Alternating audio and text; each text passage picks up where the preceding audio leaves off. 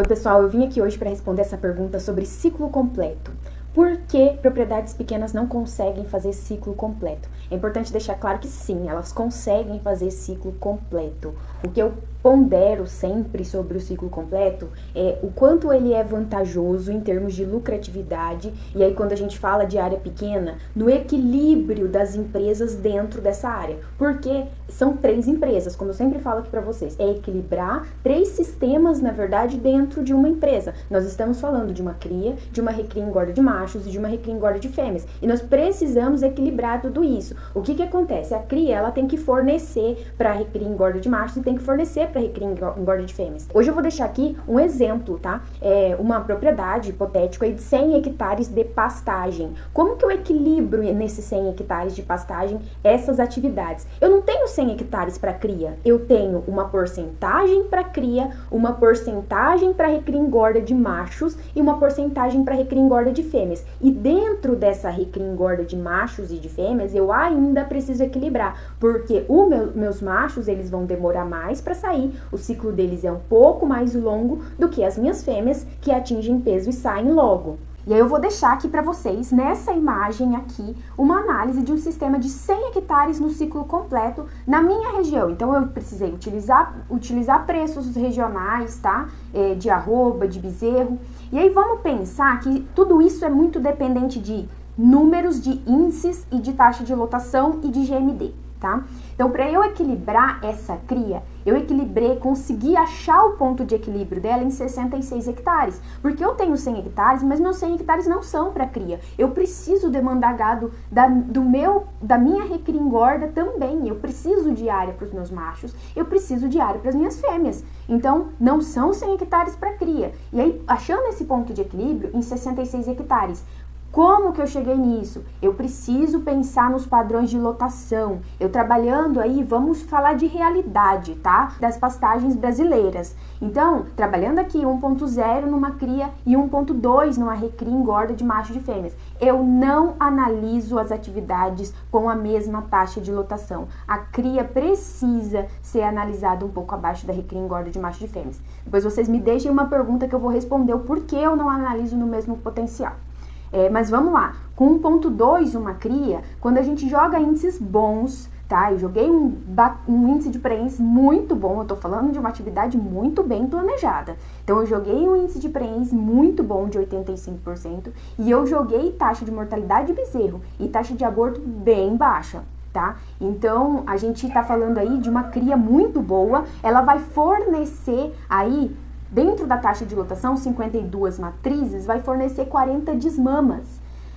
Dentro dessas 40 desmamas, em torno de meio a meio é a realidade, macho e fêmea. Tá, agora eu tenho essas 40 desmamas. E quanto eu preciso para colocar a recria engorda de macho e quanto eu preciso para colocar a recria engorda de fêmea? Aí eu tenho que colocar junto o GMD.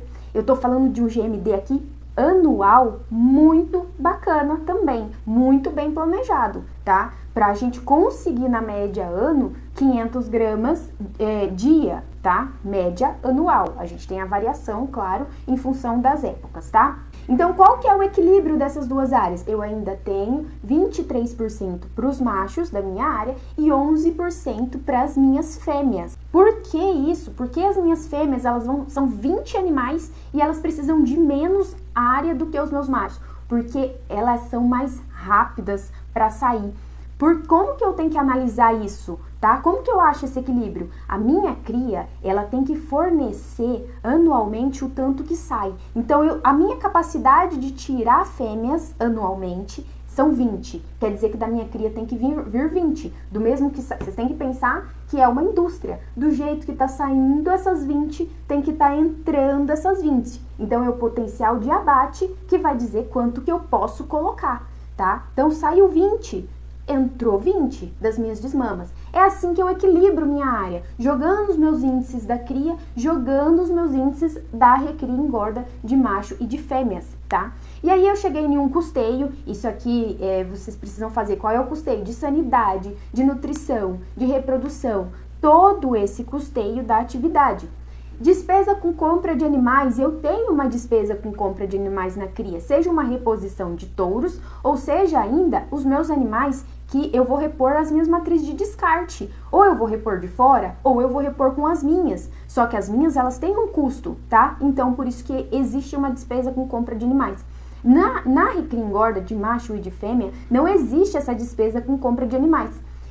Receita de vendas, mesma coisa. Eu tenho uma receita de venda de animais na cria, porque eu tenho os meus animais de descarte, tá? E aí eu tenho a receita de venda dos meus machos e das minhas fêmeas da recria engorda, certo? E aí qual é o meu lucro? Normalmente, no ciclo completo, a cria, ela fecha no negativo, porque ela não vende os seus bezerros, tá? Ela passa para outra indústria, ok? Que é para outra atividade, que é a recria engorda. E aí, por isso, ela fecha no negativo normalmente. Eu resolvi deixar aqui, ó, uma análise 2, tá? Uma atividade 2. Eu não vou falar que atividade é essa, mas para essa região, 100 hectares, nesse mesmo potencial de lotação que eu trabalhei no ciclo completo, tem uma atividade que pode dar 145 mil de saldo anual.